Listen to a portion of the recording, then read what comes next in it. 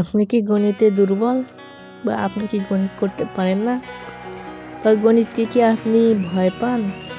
যদি আপনি গণিতকে ভয় পেয়ে থাকেন তাহলে এই ভিডিও শুধুমাত্র আপনার জন্য।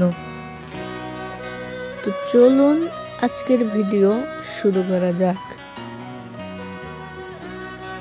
গণিতে ভালো করার জন্য কয়েকটি টিপস জানা দরকার।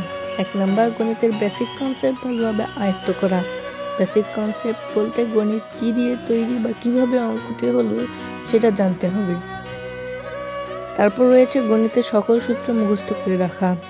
গণিতের সকল সূত্রই আসলে মুখস্থ করে রাখলে গণিত খুব সহজেই করা যায়। 3 নম্বর হলো নীরব জায়গায় বসে গণিত করা। গণিত আমাদের নীরব জায়গায় বসে করতে হবে, কারণ এটি করার জন্য কনসেন্ট্রেশন প্রয়োজন।